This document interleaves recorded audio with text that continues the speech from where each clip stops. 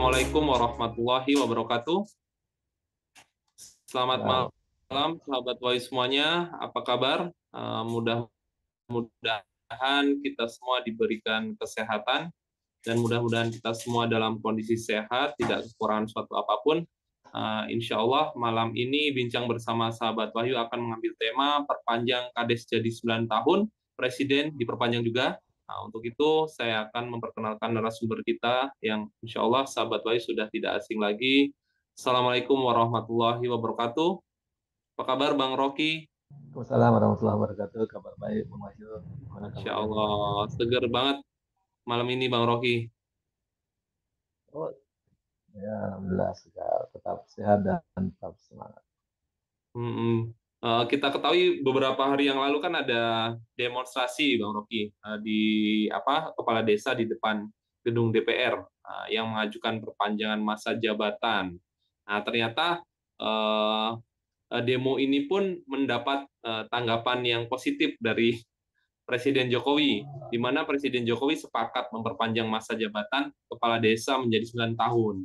Padahal kita ketahui bersama bahwasannya sebelumnya dalam Undang-Undang Nomor 16 Tahun 2014 tentang desa bahwa masa jabatan kepala desa itu hanya 6 tahun. Itu pun sebelumnya hanya 5 tahun dan sekarang sudah ditambah menjadi 6 tahun. Namun kepala desa sekarang melakukan demonstrasi ingin mengajukan aspirasinya ingin bahwa perpanjangan masa jabatan kepala desa menjadi 9 tahun. Ini apa tanggapan Bang Rocky dengan kejadian ini, Bang Rocky? Ya, kalau kita lihat apa perpanjangan masa jabatan kepala desa jadi 9 tahun, ini yang pasti bertentangan dengan Undang-Undang Desa. Karena Undang-Undang Desa mengamanahkan dengan tegas bahwa hanya 6 tahun kali satu plus kali satu lagi, jadi sekitar bisa dipilih 3 kali. Artinya kalau dia berkuasa selama paling lama ya bisa 3 kali 6 tahun. Tapi dia setiap 6 tahun bisa dievaluasi dan bisa pilih kembali. Nah tentu kalau dibikin 9 tahun jadi tambah panjang dong waktunya. Hmm, Kalau dia baik mungkin tidak apa-apa. Tapi kalau kepala desanya kurang baik, berarti nunggu 9 tahun baru bisa mengoreksinya iya, untuk tidak memilihnya kembali. Nah kalau saya lihat ini ya kemunduran. Kemunduran dalam demokrasi maupun kemunduran dalam melibatkan partisipasi masyarakat desa dalam memilih pemimpinnya, dan yang paling pasti adalah itu tidak sesuai dengan undang-undang. Nah, kalau tidak sesuai dengan undang-undang kemudian kepala negara atau kepala pemerintahan seorang presiden langsung menyatakan memberi dukungan, nah ini berarti mungkin nggak baca undang-undang dia. Nah, harusnya nanti kita lihat undang-undang dulu lah, harusnya begitu. Nah, baru kalau memang sesuai didukung, kalau tidak sesuai ya harusnya diproses sesuai peraturan yang berlaku. Saya pikir ini penting juga mendudukkan bahwa apakah ide itu sesuai dengan undang-undang atau tidak. Kalau sesuai ya tentu lebih mudah melaksanakannya. Tapi kalau tidak sesuai tentu harus ada proses perubahan undang-undang, kan panjang itu. Ya mungkin sekarang dalam kecuali dalam negara autokrasi atau negara diktator, undang-undang bisa dibuat oleh satu orang. Memang kalau dalam sistem kerajaan, raja tentu bisa membuat undang-undang kapanpun bisa diubah, kapanpun bisa. Tapi kalau negara demokrasi kan harus melibatkan wakil rakyat. Dan tapi memang dalam konstitusi diberi ruang untuk bisa keluar perpu. Dan saya lihat di era rezim Jokowi ini banyak juga mengeluarkan perpu. Termasuk hmm, kemarin mengeluarkan perpu ciptaker itu.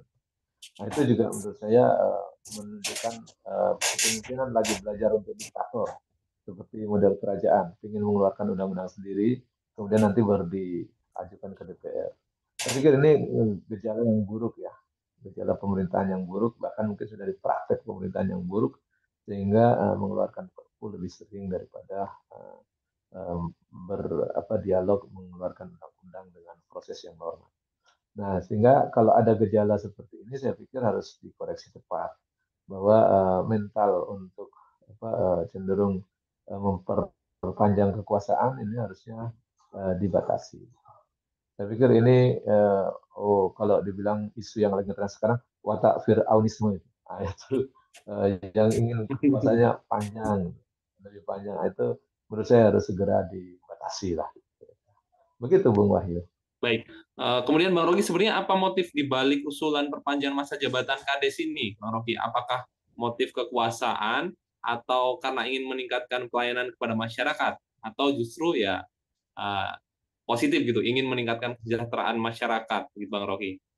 Ya kalau kita lihat motif untuk memperpanjang masa jabatan, itu yang paling kental dan paling nampak adalah motif kekuasaan. Jadi motif ingin memperpanjang kekuasaan, bukan motif untuk memperpanjang pelayanan, memperbaiki pelayanan.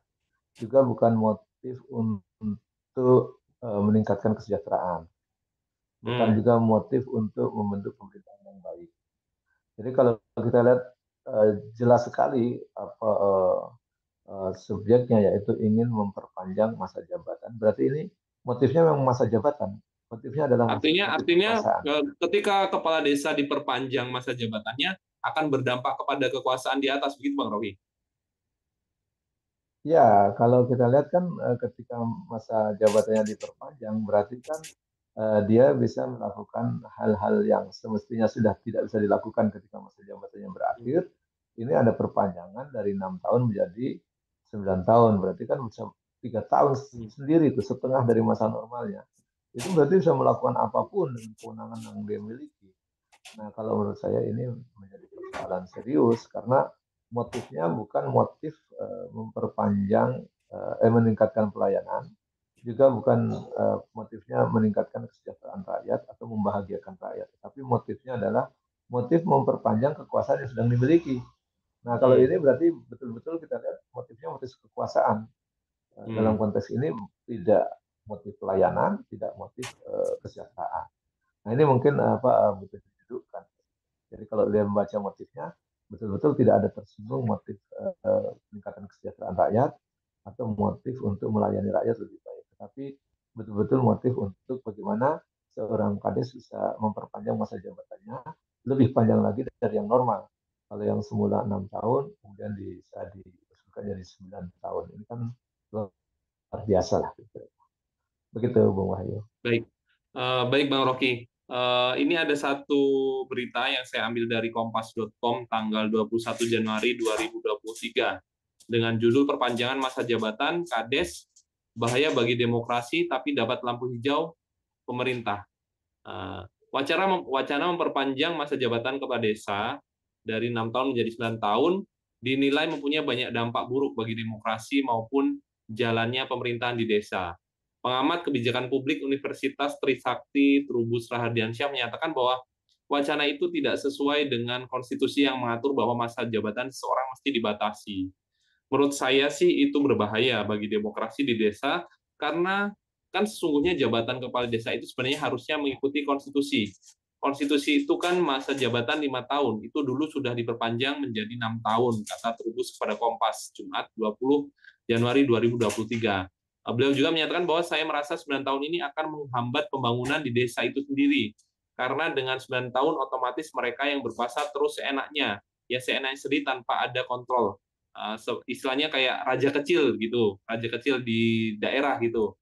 Di desa gitu Bang Rocky. Apa tanggapan Bang Rocky dengan pendapat Bapak Trubus ini Bang Rocky?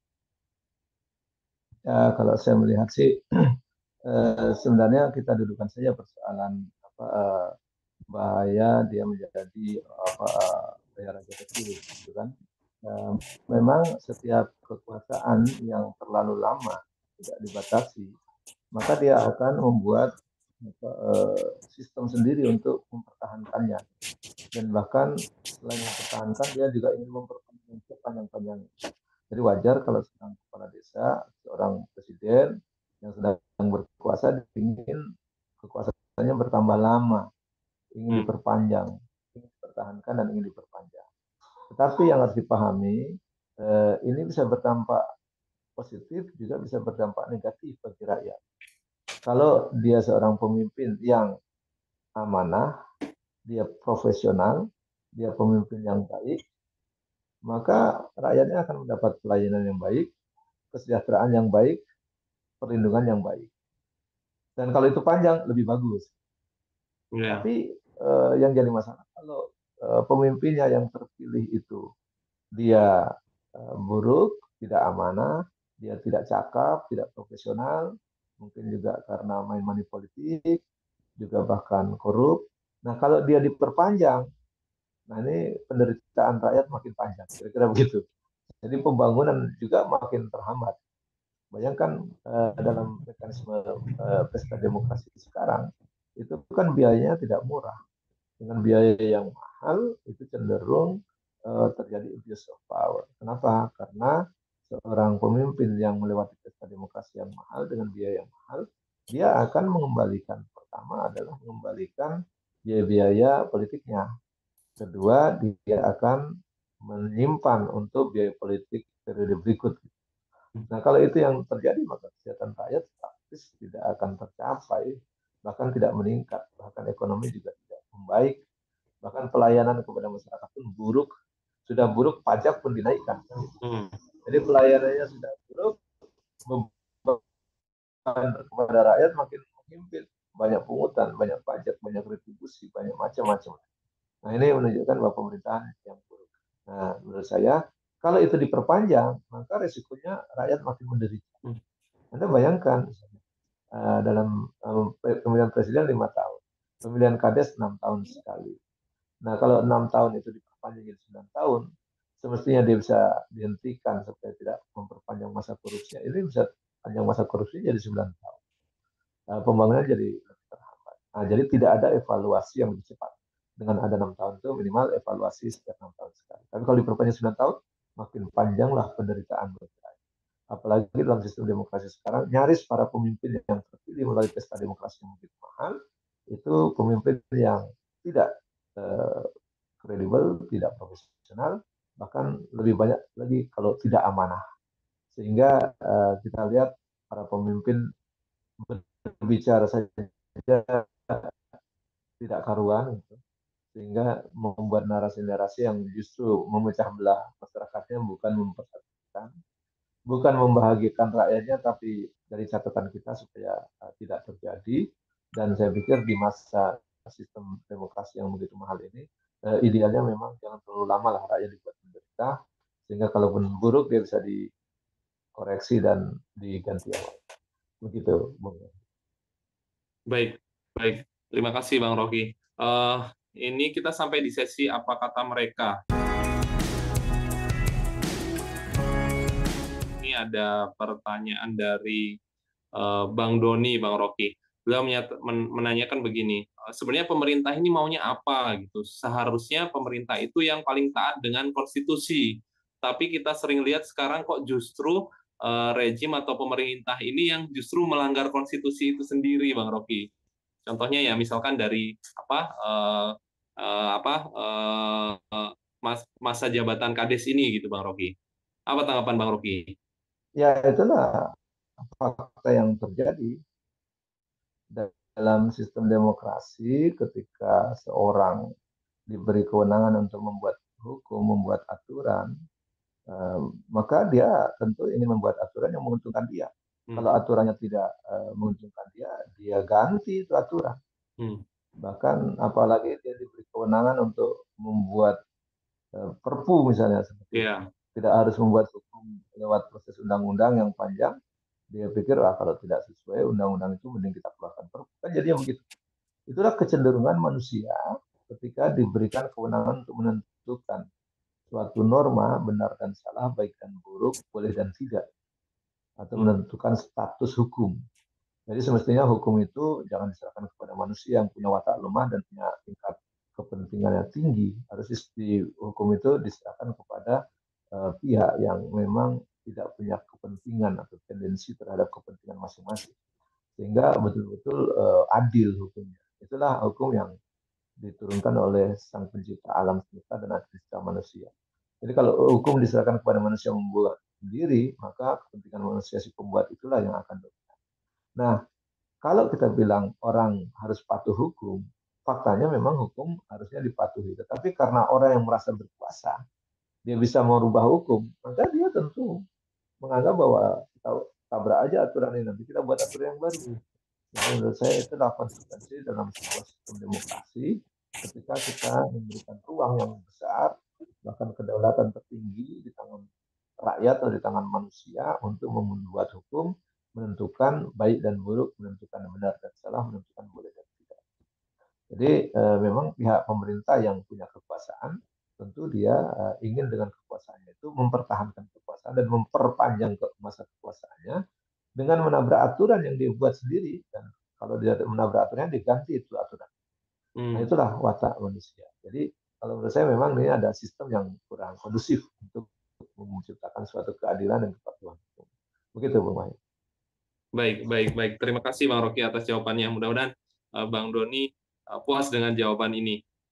Kemudian pertanyaan selanjutnya Bang Rocky, sebenarnya bagaimana idealnya masa jabatan kepala desa ini, Bang Rocky? Kemudian apakah dalam sejarah Islam ada usulan perpanjangan masa jabatan kades atau kepala desa?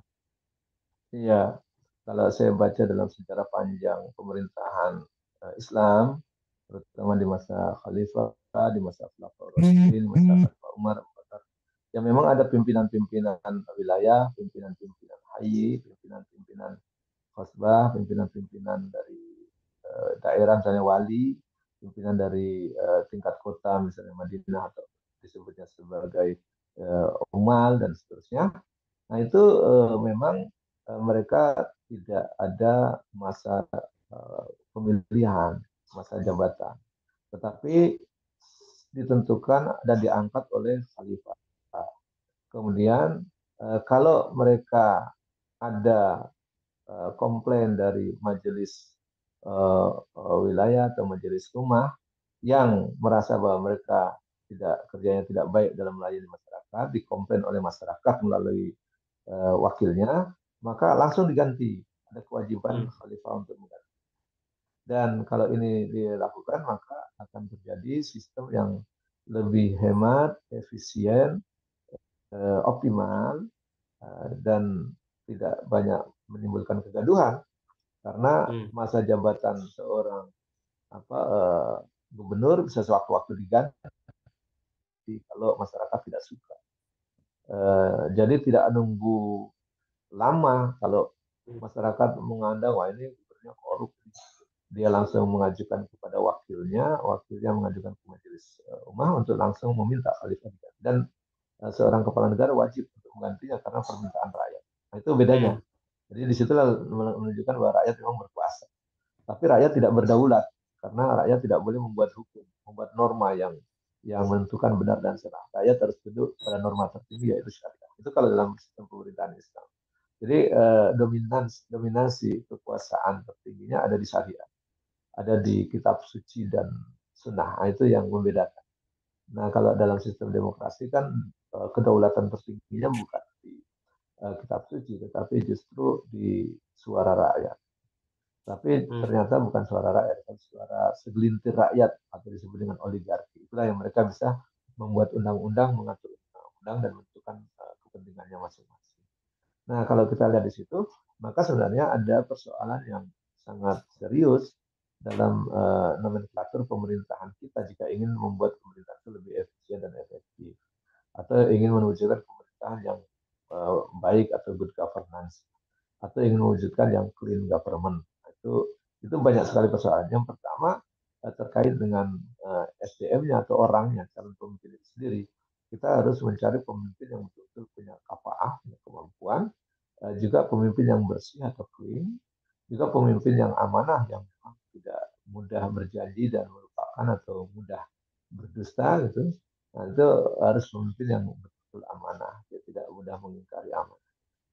Nah, kedua memang diperlukan sistem yang sistem hukum maupun sistem politik yang memang ideal, yang murah, yang efisien, tetapi dia memang memiliki karakter yang kuat untuk membendung dan mencegah terjadinya abuse of power, mencegah terjadinya orang-orang yang punya kekuasaan keuangan dan seterusnya itu bisa mengkooptasi hukum dan seterusnya.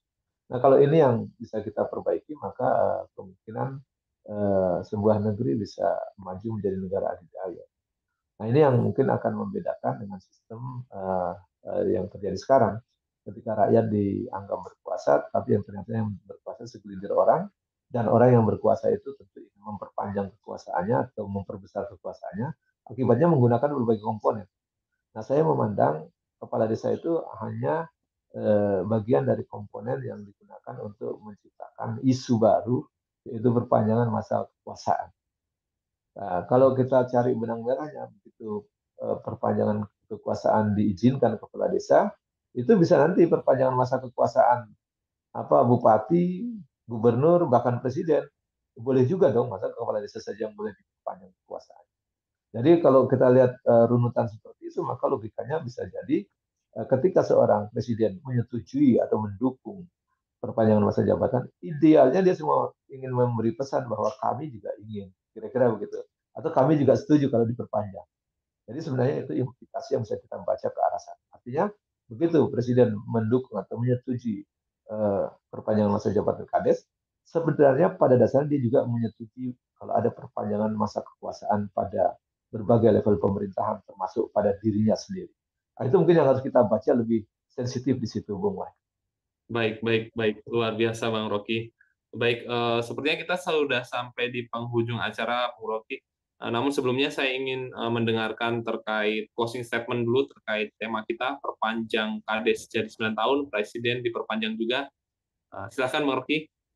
Ya, closing statement saya bahwa baik jika kekuasaan seseorang itu tidak diperpanjang, terutama kepala desa maupun gubernur, wali kota maupun presiden. Kenapa? Dengan sistem demokrasi ini kita belum mendapatkan sistem yang ideal untuk mendapatkan pemimpin yang berkualitas dan pemimpin yang profesional maupun pemimpin yang amanah. Nah, oleh karenanya, kalau kita memberikan ruang waktu terlalu panjang, maka kita tidak bisa mengoreksinya lebih cepat. Padahal hasil dari pesta demokrasi yang mahal itu, kita belum tentu mendapatkan pemimpin yang profesional dan amanah. Justru yang lebih banyak adalah pemimpin yang karena terkenal, dan juga pemimpin yang karena punya akses ekonomi yang kuat, juga karena biasa pemimpin yang punya akses kekuasaan dari sebelumnya. Sehingga biasanya tidak berkualitas, bahkan punya masa lalu, bahkan punya masalah dengan ekonomi dan hukum, dan tersandra dengan kepentingan tertentu, terutama kaum oligarki. Saya pikir ini harus segera dikoreksi dan kita jangan memberi ruang terlalu lebih panjang dan sambil tentu kita melakukan langkah-langkah persiapan yaitu menyadarkan publik menawarkan sistem yang lebih baik.